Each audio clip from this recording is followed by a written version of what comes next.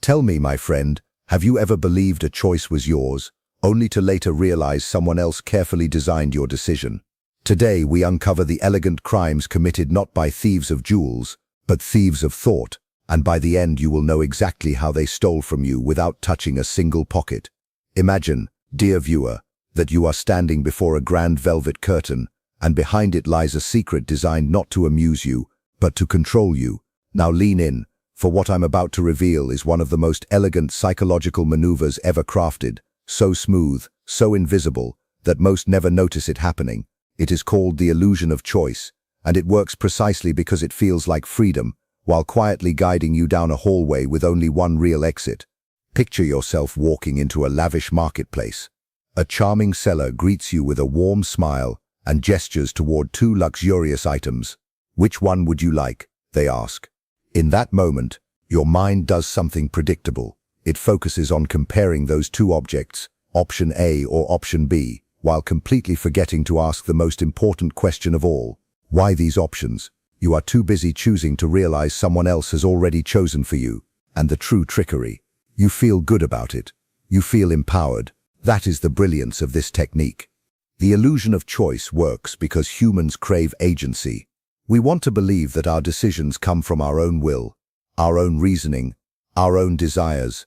But manipulators, those elegant puppeteers of the mind, understand that if they present the options, they shape the decision. They don't need to force you down a path.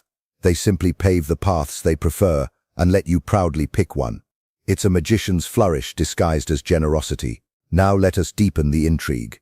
Think of negotiations, relationships, politics, advertising, any place where influence is currency.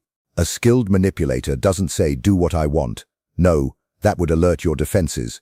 Instead, would you like to do it now or later? Should we go with the gold package or the platinum? Do you want the red car or the blue one? In each case, the true question, the one that matters, is carefully removed from your line of sight. You aren't asked if you want something, you're only asked which version you prefer. This tactic becomes even more devilish when the manipulator hides their desired option among several harmless ones. They let you feel the weight of comparison, the thrill of selection, the pride of choosing. In truth, the outcome was set long before you arrived. Like a gentleman thief placing jewels in your hands, knowing whichever you pick leads to the same outcome he orchestrated. And the most fascinating part, your mind resists the idea that it could be influenced so subtly. You tell yourself, "I'm too smart for that. I notice things. I decide for myself." But the illusion of choice thrives precisely because of that confidence. It slides beneath awareness, masked as autonomy. When people feel forced, they push back. When they feel free, they walk willingly. Imagine a master conductor guiding an entire orchestra, yet never touching a single instrument. That is the power of this trick. Influence without pressure, direction without demand, a suggestion dressed as freedom, a decision disguised as yours. Now let us step deeper into the shadows of persuasion, where the most dangerous weapon is not strength, not intelligence, not charm on its own. No, it is something far more deceptive. It is the performance of certainty, the shimmering veil we call the confidence mirage. Watch closely, because this trick does not need facts, logic, or truth to bend your thoughts. It needs only the appearance of unshakable conviction, and the human mind, eager for guidance, does the rest. Imagine someone entering a room with the stride of a conqueror, chin lifted, words smooth and unquestioning. They don't say, "I think this might be true." They declare, "This is how it is." No hesitation, no wavering, not a single crack in their tone. Your brain, long trained to associate certainty with competence, responds before you have time to analyze. Their confidence becomes a shortcut, an easy bridge your mind takes to avoid the exhausting work of skepticism.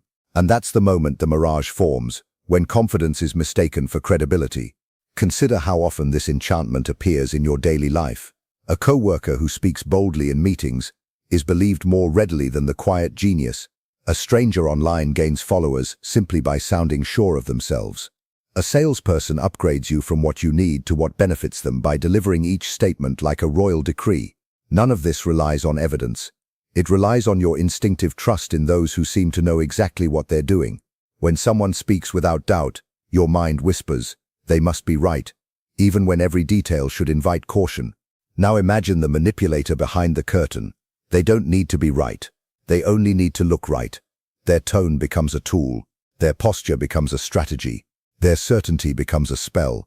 Even silence, when wielded with confidence, can feel like authority.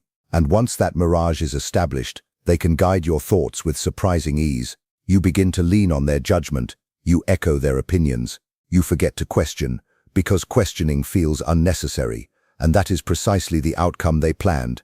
This trick becomes even more dangerous when paired with emotional timing. When you feel uncertain, overwhelmed, tired, or vulnerable, the mirage grows even stronger. In moments when you doubt yourself, the person who does not doubt anything seems like a lighthouse in a storm, but a lighthouse can guide you to safety or lure you toward the rocks, depending on who controls the light. Manipulators understand this perfectly. They don't overpower you, they overshadow your intuition. What makes the confidence mirage such a refined psychological weapon is that it plays on a universal human weakness, the desire for clarity. Life is chaotic, decisions are complicated, and the truth is rarely simple. So when someone presents themselves as a beacon of certainty, your mind relaxes, you stop navigating and start following, and that is the exact moment your thoughts begin to shift in their favor. Now allow me to guide you into one of the most intimate corners of dark psychology, where influence does not whisper to your logic, but slips directly into your emotions. This technique is known as emotional anchoring, and it is perhaps the most elegant manipulation of them all. Instead of persuading your mind, it persuades your feelings, because once your emotions are hooked, your thoughts will obediently follow. Picture this. You're in the middle of a moment that feels overwhelming. Maybe it's excitement crackling through your veins, or fear tightening your breath, or loneliness settling quietly in your chest. And suddenly, someone appears. They offer comfort, or thrill, or safety, or understanding at precisely the right second. It feels like fate, as if this person was destined to step into your moment. But in reality, they are creating something far more calculated.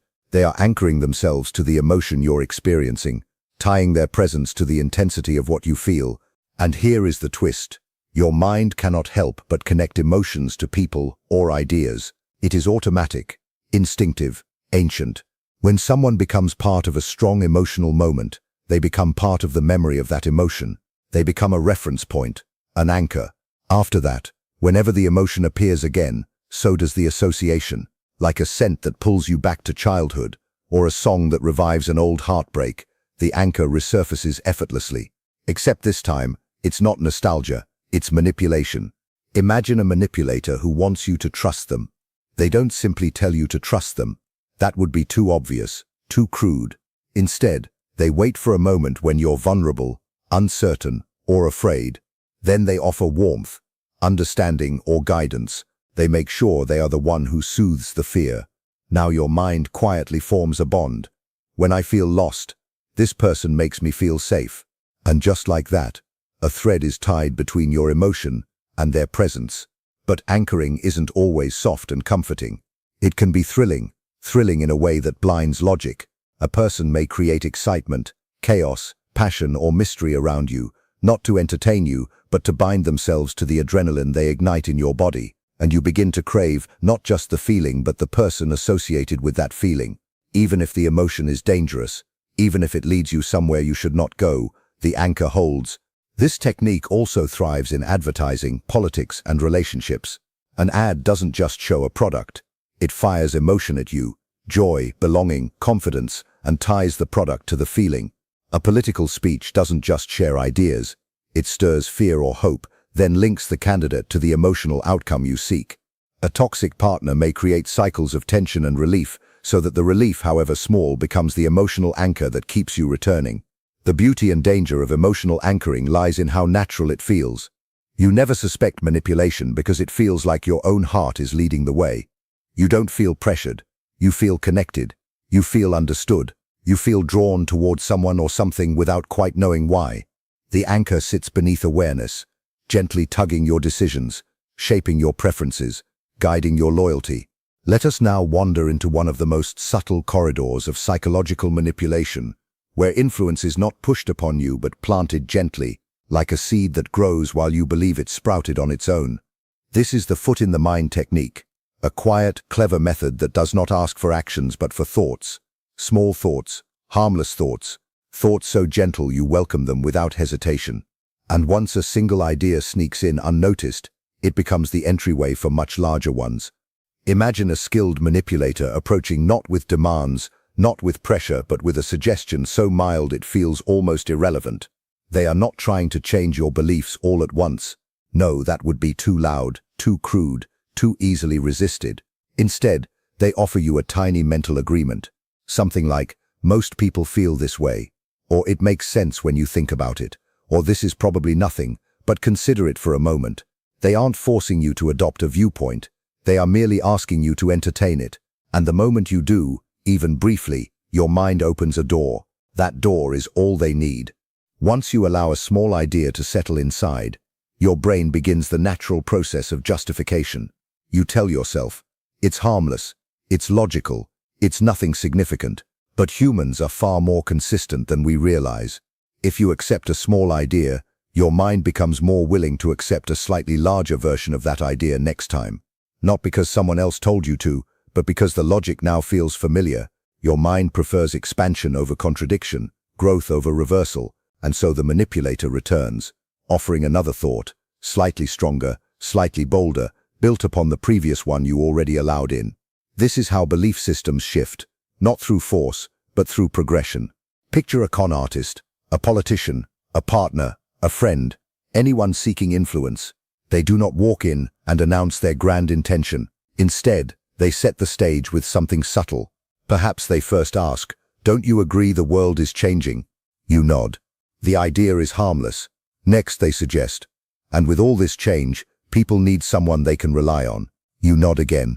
Still harmless. Then later, after enough small steps, they finally present the larger idea they wanted you to adopt from the beginning. And now, because each previous step felt like your own thought, the final leap feels natural instead of suspicious. This technique is a psychological staircase. The manipulator builds each step with care, making sure every new idea feels like an extension of the last one you accepted. You don't notice the shift because each step is small, reasonable, forgettable on its own. But look back from the top of the staircase, and you'll realize you are standing at a place you would never have agreed to reach in a single jump. The power of the foot in the mind technique lies in its elegance. There is no argument to resist, no command to question, no pressure to push against. It is influence disguised as your own reasoning. The manipulator doesn't need to convince you of anything. They only need to guide the direction of your thoughts until you can no longer tell the difference between what you decided and what they quietly planted. It feels like your idea, your conclusion, your belief. And that is precisely what makes the technique so effective and so profoundly dangerous. Now step with me into a psychological alleyway, where the shadows themselves whisper suggestions, not through logic or authority, but through the illusion of the crowd. This phenomenon is known as social proof, but in the hands of a manipulator, it transforms into something far more cunning, what I call the social proof shadows. Here, influence does not come from people you know or trust, but from the faint silhouettes of approval, crafted to make you believe that everyone else has already decided, and you are merely catching up. Imagine walking into a room where a single person begins clapping. Not loud, not demanding, just confidently enough to draw the attention of others. Soon, 2 more join, then 5, then 10, until the entire room erupts in applause. You may not even know what you're applauding for, yet the pull of the group wraps around you like a tide. That is the human instinct to belong, to avoid standing out, to avoid being wrong alone. And that instinct is exactly what manipulators exploit. They don't persuade you directly. They make you feel as though the decision has already been made by the majority, and you are simply aligning yourself with the winning side. Now imagine this in modern form. A marketing campaign doesn't tell you the product is good. It tells you millions already bought it. A political message doesn't explain policies. It showcases cheering crowds. A social post doesn't ask for your agreement. It displays thousands of likes to imply that agreement is already universal. Even a single manufactured testimonial, a fake comment, a staged photograph, each one becomes a shadow that hints at a larger crowd behind it. And once you believe others approve, your resistance weakens almost automatically. The trick becomes even more potent when those shadows seem to reflect the type of people you identify with. If the manipulator wants to sway young adults, they show young adults supporting the idea. If they want to sway professionals, They showcase experts nodding confidently. These aren't real endorsements, they're reflections designed to mimic your tribe, because when people who look like you, speak like you, or think like you appear to agree on something, your mind instinctively leans toward joining them. It feels safe, familiar, validated. But here is where the technique turns dark. Most of those shadows do not need to be real. A manipulator can fabricate a crowd with astonishing ease. They can buy followers, fake reviews, stage reactions, orchestrate applause, or strategically place a handful of actors to spark a wave of conformity. Once the illusion is set, your brain does the rest of the work. You rationalize, you align, you surrender the instinct to question, because questioning alone feels uncomfortable, even risky. The social proof shadows rely on a simple truth. Humans fear isolation more than error. We would rather join a misguided majority than stand as a correct minority. And the manipulator knows this. They don't need to persuade you personally. They only need to create the appearance that everyone else has already been persuaded. The moment you believe you are the last one to decide, you become the easiest one to influence. What makes this technique so powerful is its invisibility. You never feel pressured. You never feel coerced. You simply drift toward the collective direction, unaware that the collective may be nothing more than a carefully crafted illusion designed to nudge your choices, shape your beliefs, and guide your actions without ever exposing the hand behind the shadows. And so, my perceptive friend, we reach the final chamber of this psychological labyrinth. You have walked beside me through illusions of choice, mirages of confidence, the silent pull of emotional anchors, the slow drift of seeded thoughts, and the shadows of crowds that never truly existed. 5 tricks, each subtle, each elegant, each capable of bending the mind without ever raising a whisper. These are not the tools of brute force, but the weapons of master manipulators who understand that the most valuable vault in the world is the human mind. You now see the artistry behind each technique.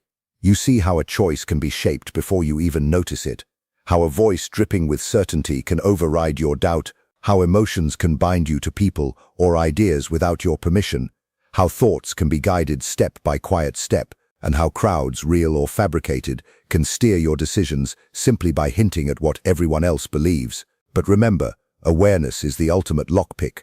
Once you recognize these tricks, they lose their power. What once slipped into your mind unnoticed now stands exposed beneath the light of understanding, and in that awareness, you reclaim something priceless. Your ability to choose, to question, to think without the strings of unseen puppeteers. So carry this knowledge with you, not as a shield of fear, but as a cloak of clarity. For in a world filled with subtle thieves of thought, the sharpest mind is the one that refuses to be taken by surprise.